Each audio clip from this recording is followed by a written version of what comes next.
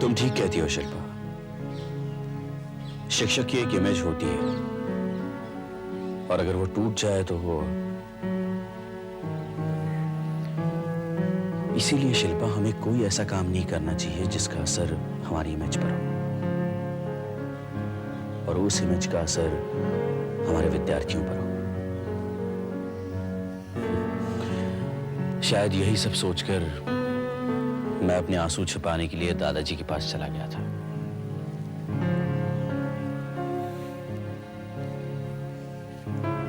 अनिरुद्ध जी, अगर आपको चूज करना पड़े, चुनना पड़े, कोई ऐसी बात जो आप करना चाहेंगे लेकिन जिसके लिए समाज की मंजूरी ना हो, तो आप क्या करेंगे? अपनी इमेज को चुनेंगे या समाज का विरोध? शिल्पा, समाज के विरोध की ना मैंने कभी परवाह की है ना मैं कभी करूंगा,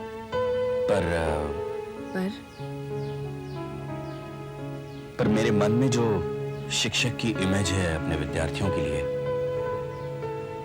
मैं उसे कभी टूटने नहीं दूंगा। ये काम मैं कभी नहीं करूंगा। नमस्ते आंटी। नमस्ते। आंटी सोनम है तो पर वो आंटी मैं सिर्फ उससे 5 मिनट के लिए मिलने आया हूँ बस। काफी टाइम हो गया आंटी, मैं उससे मिला नहीं। ठीक है, आ जाओ। देखो उससे मिल लो, लेकिन प्लीज जतिन के बारे में कोई भी बात मत करो। नहीं नहीं आंटी, बिल्कुल भी नहीं। मैं बस उससे बात ही करने आया हूँ, उसका ध्यान बटाने को, उसके जख्म खुरेदने नहीं आया। ठीक है, तुम बैठो, मैं उसे बुलाती हूँ। अच्छा आंटी।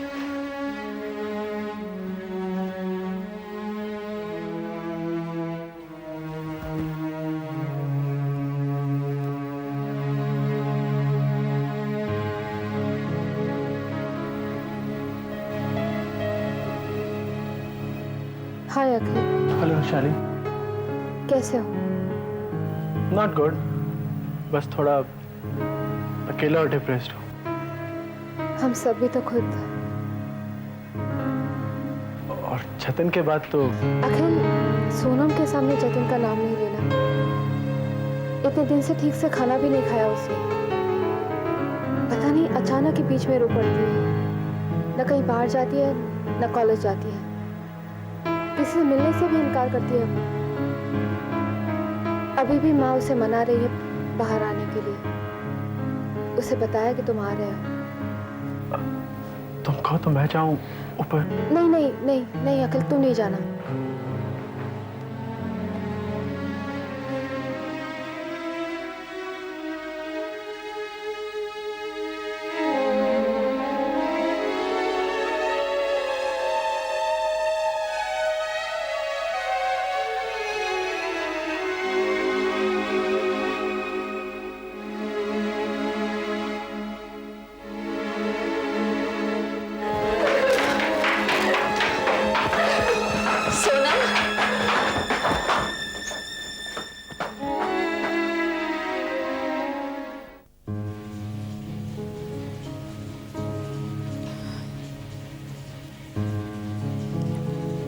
क्यों गिरीश?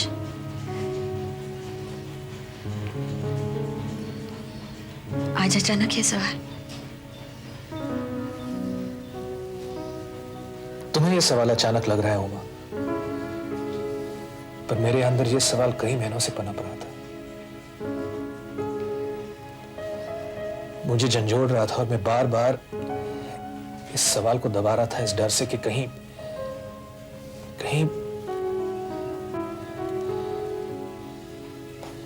मैं नहीं जानता था इसका अंजाम क्या होगा।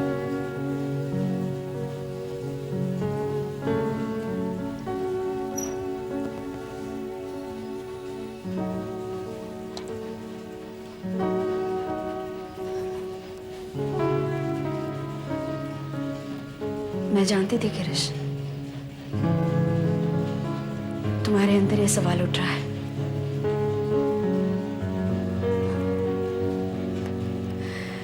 कई बार इसकी महक मत को ऐसे हो प्लीज।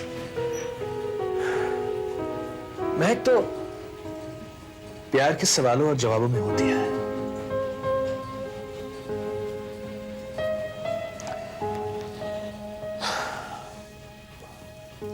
उमा, अब हम जिंदगी के उस मोड़ पर, उस चौराहे पर आकर खड़े हुए हैं जहां हमें सिर्फ एक ही रास्ता चुनना है, जो हमें हमारे मंजिल की तरफ, उस दिशा की ओर ले जाएगा।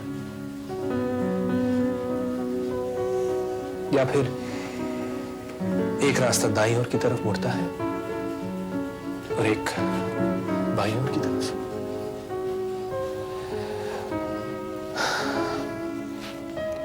और अगर तुम वापस जाना चाहती हो तो फिर एक रास्ता वो भी है जहां से हम ये सफर अब तक तय करके आए हैं। तुम मुड़कर भी वापस जा सकती हो।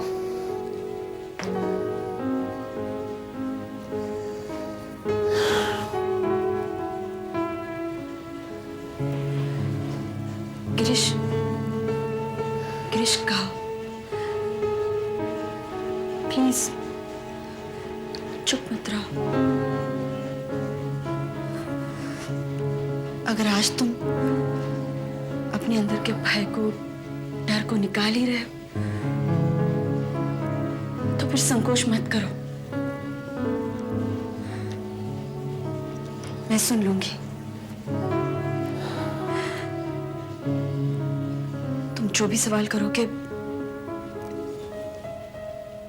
मैं उसके जवाब दूंगी।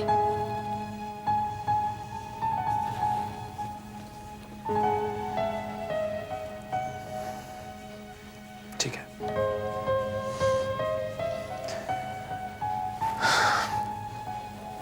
उमा,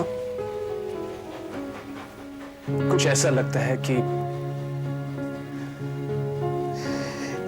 मैं ही तुम्हारी बात थाम कर चल रहा हूं। मैं ही तुम्हारे कदमों से कदम मिलाकर चल रहा हूं, तुम्हारे कांधे से कांधा जोड़कर चल रहा हूं।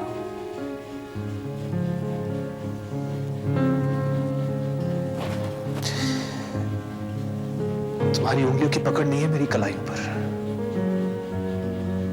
तुम्हारी उंगलियां खुली हुई है।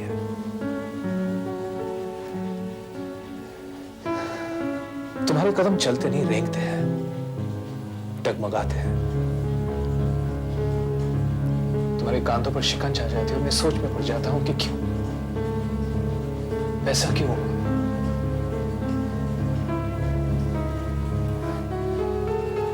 क्या मांगा है तुम्हें जो मैं तुम्हें नहीं दे पाया हूं? क्या मिला है तुम्हें तुम्हारे अतीत से जिसके मुकाबले मैं कम पड़ रहा हूं?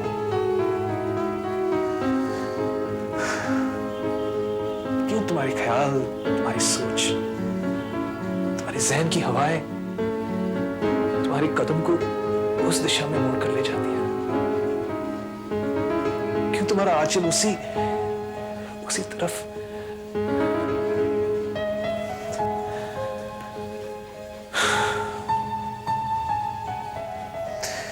ये सारे सवाल मुझे परेशान करते हो और मुझे इन सब के जवाब चाहिए। मैं खुद को जानना चाहता हूं, खुद की जगह को जानना चाहता हूं। ना ये सब कुछ मुझे फरेब लगेगा, एक बहुत बड़ा फरेब।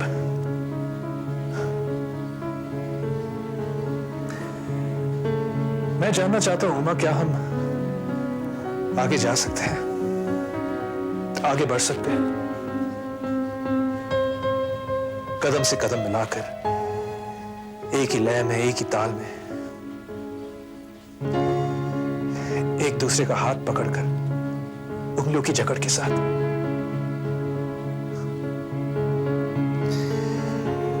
अगर नहीं तो फिर हमें यहीं रुक जाना चाहिए, रोक देना चाहिए हमें ये डगमगाते कदम, छोड़ देनी चाहिए हमें ये कमजोर कलाइयों की पकड़, और मंजिल, रास्ते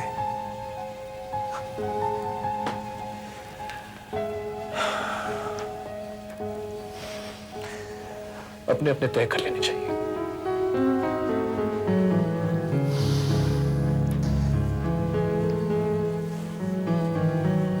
मुझे जवाब चाहिए होगा, जवाब। कब दोगे मुझे?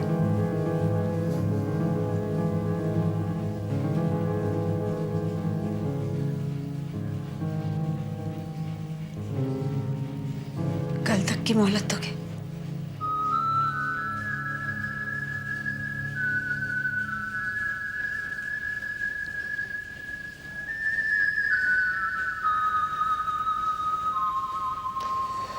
उस कल का कल मत करना।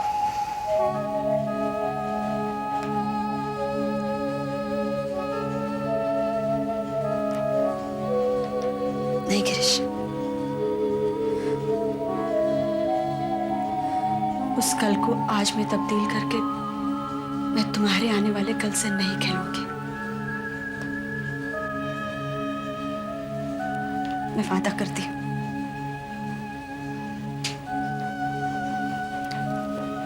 Thank you, thank you.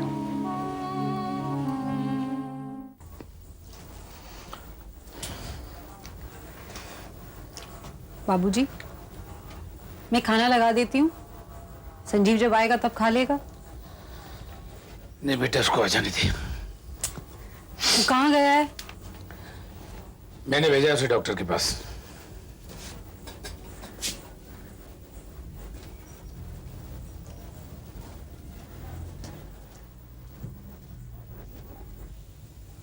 आप कौन? जी, मेरा नाम रविराज है। मैं संजीव का, मेरा मतलब है मैं उसके कॉलेज में पढ़ता हूँ। ओ, आइए ना। जी नहीं, मैं ठीक हूँ। संजीव है घर पर? नहीं, वो नहीं है, मगर वो अभी आ जाएगा। आइए। नहीं, संजीव का दोस्त है। अच्छा अच्छा अच्छा, नमस्ते। अरे आओ बेटा, आओ। चलो बैठते हैं बाहर, आओ।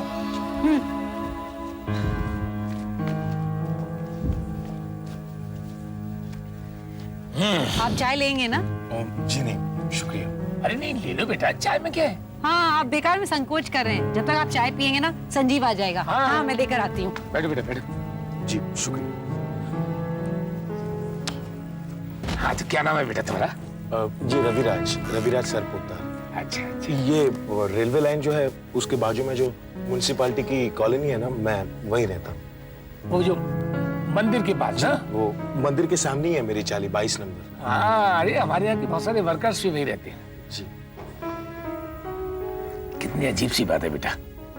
एक टाइम में नदी के किनारे जो लोग रहते थे उनको कहते थे जमुनावासी, गंगावासी। अब कुछ दिनों बाद हमको लोग कहा करेंगे रेलवे लाइन वासी। नहीं?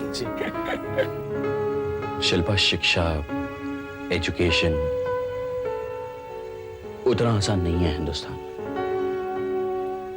हमारे देश की आर्थिक स्थिति, बढ़ती आबादी, बेरोजगारी, युवा जनों की फ्रस्ट्रेशंस, बहुत सारे फैक्टर्स हैं, बहुत सारे कारण हैं। कहीं पर बिल्कुल पैसे नहीं है तो कहीं बेशुमार।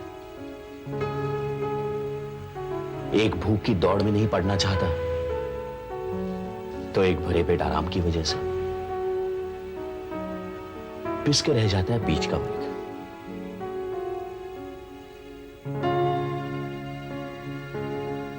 शिल्पा, हमारे यहां 3 तबकों से विद्यार्थी पढ़ने के लिए आते हैं।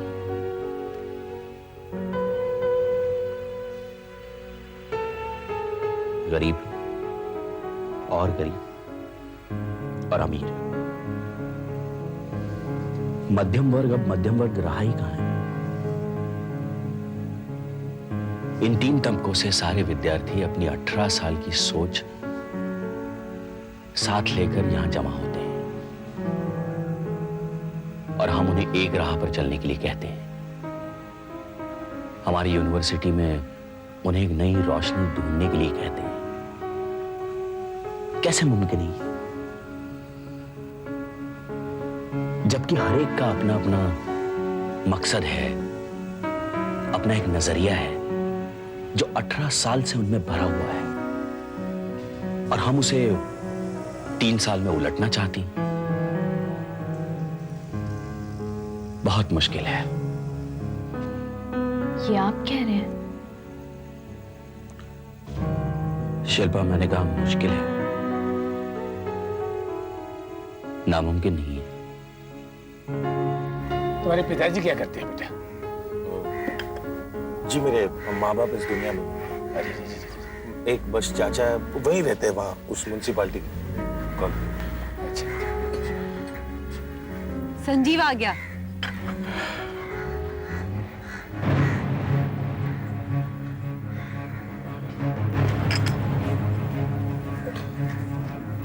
देख संजीव, तेरा दोस्त कितनी देर से तेरा इंतजार कर रहा है। हाय संजीव। तू यहाँ क्या कर रहा है? संजीव मैं संजीव, डॉक्टर ने क्या कहा? अंदर चल, दे। अंदर चल।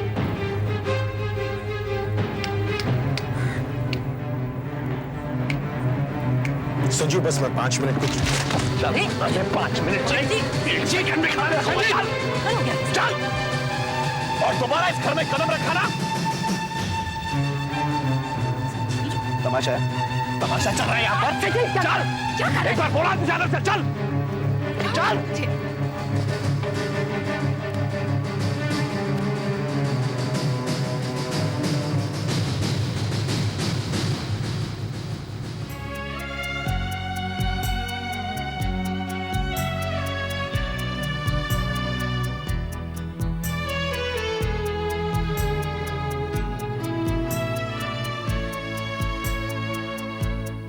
हम जैसे ही